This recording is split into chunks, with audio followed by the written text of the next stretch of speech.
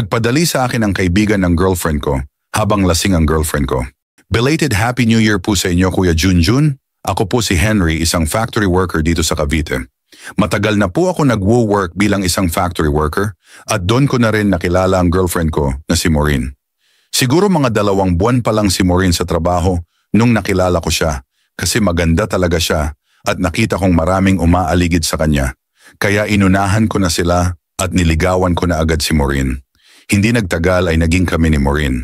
At kahit bawal ay pinupuntahan ko siya sa station niya para masilip-silip kung may dumidiskarte ba. Siguro mga 6 na buwan na ata kami ni Maureen, noon ay niyaya niya ako na pumunta daw sa kaibigan niya na si Daniela kasi daw ay umuwi galing abroad. Pero sabi ko sa weekends na lang namin puntahan dahil wala naman kaming pasok noon at saka para wala kami iniisip na kailangan pumasok kinabukasan. So dumating na nga ang off namin kaya pumunta kami sa bahay ni Daniela.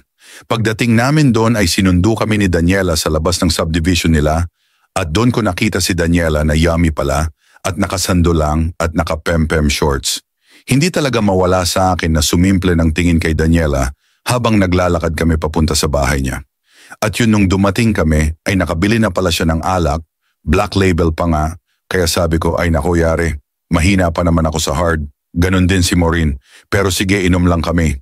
At saka minsan lang naman, makainom ng ganon alak at may chaser naman. So habang tumatagal ang inuman namin, ay napapansin kong tinitignan ako ni Daniela. Hindi ko alam kung namamalikmata lang ako o dahil sa tama ng alak. Tapos si Maureen naman ay sa sobrang tuwa sa pagchichikahan nila ni Daniela ay sunod-sunod ang tagay niya. Kaya ayun, pumutok agad tama niya. Tapos ako ay medyo may tama na rin. Nung naubos na namin yung isang bote, ay akala ko ay tapos na ang inuman, pero naglabas pa uli ng isa pang bote si Daniela. Si Maureen ay todo tanggi na at nakakatulog-tulog na sa sofa ni Daniela at sabi niya na kami na lang daw ni Daniela ang magtuloy. Sabi ko sige pero hindi ko na talaga kaya.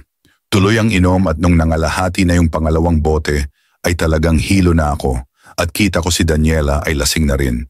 So sinabi ko kay Daniela na ayoko at hindi na talaga kaya at si Maureen ay tulog na tulog na. Tapos noon ay nagpunta ako sa CR tapos nagulat ako nung paglabas na ko ng CR ay bigla pumasok si Daniela at sabi niya ay makiki-CR din siya. At dahan-dahan ay pumasok uli kami dahil na rin siguro sa kalasingan ay parang may nagtulak sa akin na dikitan si Daniela. At nagulat ako dahil hinalikan ako bigla ni Daniela at doon na lumabas ang init namin dalawa. At dahil na rin siguro sa yuminess ni Daniela ay nadala talaga ako. Parang binigay talaga ng kapalaran na makatulog si Maureen at mangyari yon. Agad namin hinubaran ng isa't isa sabay inupo niya ako sa inidoro at sabay upo sa akin at gumiling ng gumiling. Nagulat ako sa pagka-wild ni Daniela at talagang nag-init talaga ako. Kaya sinabayan ko siya at ko siya at talagang ko ng matindi. Ang ingay ni Daniela pero dahil tulog na tulog si Maureen ay sige lang. Pagkatapos namin doon ay agad kaming nagbihis pero aminado akong nabitin ako. Pero sabi ni Daniela ay next time na lang bago siya bumalik pa abroad. Tapos balik kami sa sofa at nagtatawanan na parang gusto pa uling umulit ng isa pa kaya lang nagising si Maureen dahil naiihi daw siya.